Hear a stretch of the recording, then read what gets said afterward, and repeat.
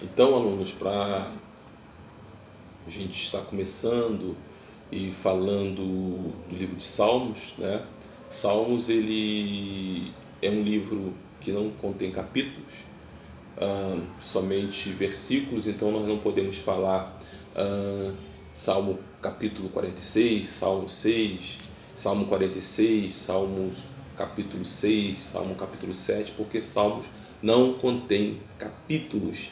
Salmos são canções, e quando existem canções, não tem capítulo, né? Os autores, eles expressam ali experiências que eles viveram com Deus, experiências boas, experiências ruins, e assim nos ensina a como lidar com certas situações, até em relação a promessas, até em relações a enfermidades, em relações a adversidades que se passam. Então os salmos eles ficam marcados por isso.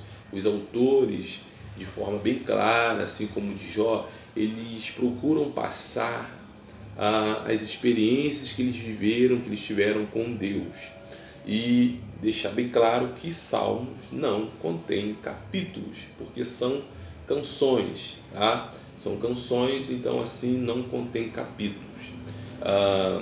Como falamos de Jó, das experiências que Jó passou, também vamos falar das experiências que os autores de Salmos passaram.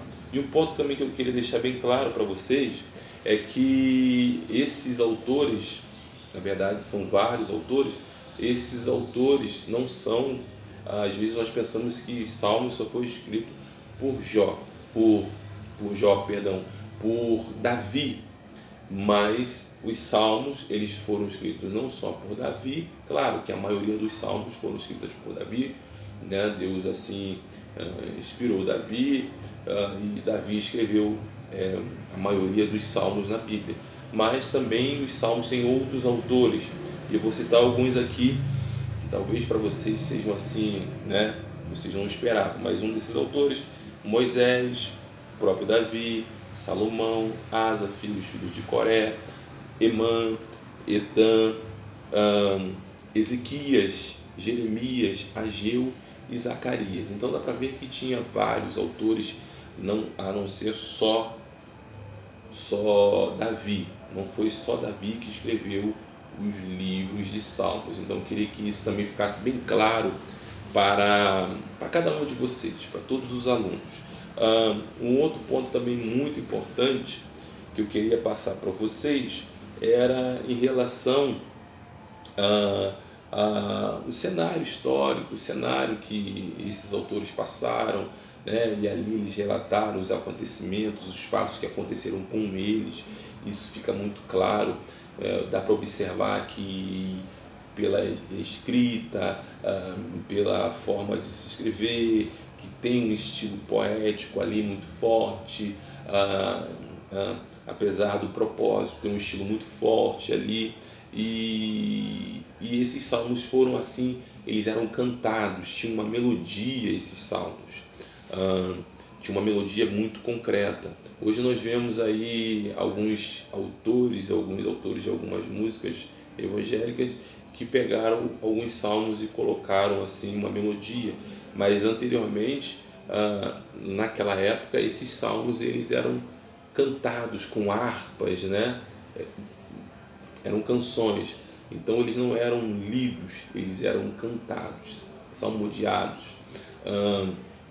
E um exemplo também muito assim, de repente vocês já ouviram esse louvor, que fala do Salmo 125, e como eu falei, né? Não falei Salmo capítulo 125, eu falei Salmo 25, aquele louvor que fala assim: os que confiam no Senhor são como os montes de Sião, que não se abalam, mas permanecem para sempre.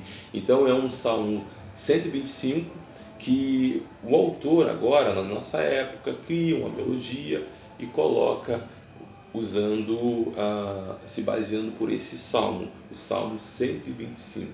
Então imagina se nós pegarmos esses salmos, criarmos uma melodia para eles e começarmos a cantar, né? E era assim que era feito naquela época por esses autores.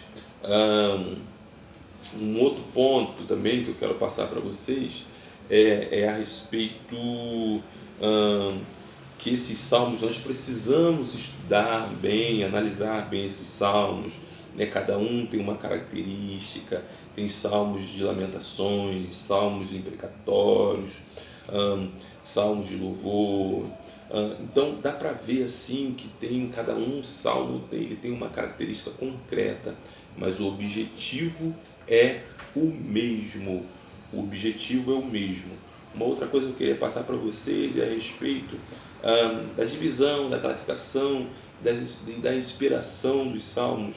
E foi colocado assim uma palavra chamada doxologia. Vocês vão ver na apostila, doxologia, que significa glorificação. Então toda vez que vocês leem um salmo e lá no final tiver uma expressão de glorificação a Deus, é porque nesse salmo tem uma doxologia. Tá? Essa doxologia é uma expressão, uma glorificação a Deus. Então toda vez que você lê um salmo e lá no final tiver uma glorificação, uma expressão de glorificação, você pode caracterizar que esse salmo é um salmo que existe uma doxologia, uma glorificação no final, tá? E para a gente terminar essa parte dos salmos, eu também queria deixar bem claro, né, que toda vez que você lê um salmo, estiver lá escrito assim, selar, né, selar, essa expressão selar, é uma parte de pausa. Esses louvores, né, eles tinham uma pausa, uma parada.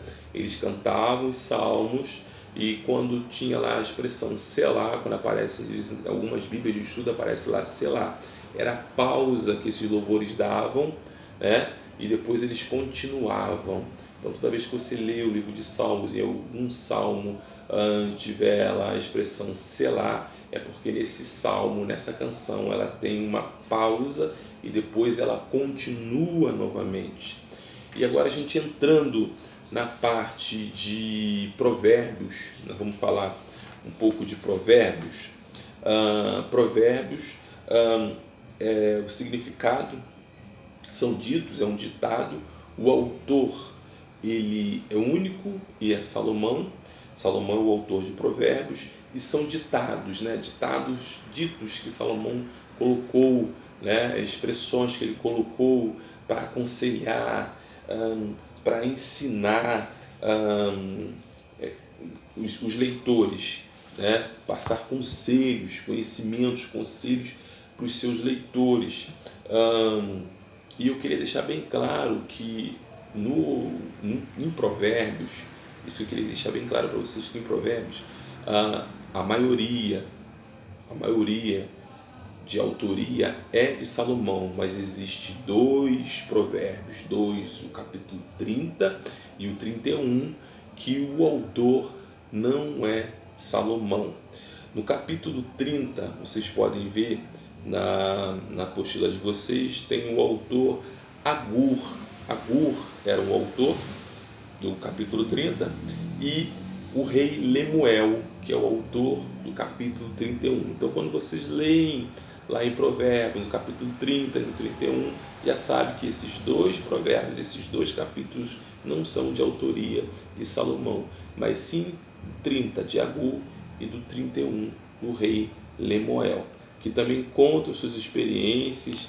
Foram pessoas sábias daquela época que também passam suas experiências e dão conselhos sábios, né, para nós, para os leitores do livro de Provérbios, que tem o mesmo objetivo, o mesmo propósito, que é passar ensinamento, que é passar experiências, ensinamentos, como lidar com situações difíceis, conselhos, né? Então Provérbios ele fica assim bem voltado para essa parte de dar conselhos, ensinamentos. É um livro totalmente voltado à relação da sabedoria. Eram pessoas sábias, tanto Salomão como Lemuel, o rei Lemuel, que vem só com um capítulo, assim como Agur também, que vem também só com um capítulo, né? E mais à frente, na nossa próxima aula, a gente vai estar falando um pouquinho mais de Agur, quem era Agur, o que a gente consegue pegar, né, para falar de Agur, e quem era Lemuel, um pouquinho que a gente pode pegar para falar do rei Lemuel. Bom, alunos, nós vamos ficar por aqui até a nossa próxima aula. Nós estivemos falando até o capítulo 4 e próxima aula a gente vai estar falando mais um pouquinho de Provérbios e já entrando no próximo livro poético. A gente vai estar assim falando, relatando, aprendendo um pouco mais dos nossos livros poéticos. Bom, a próxima aula a gente vai estar falando do livro de Eclesiastes e você possa ter assimilado bastante coisa, ter compreendido bastante coisa e que você possa passar esses ensinamentos, esse conhecimento também para o seu próximo, para outras pessoas, para os seus alunos, escola dominical, e que você também possa ensinar em palestras, em pregações. Espero que você tenha gostado dessa nossa aula. Até o nosso próximo encontro. Que Deus abençoe vocês.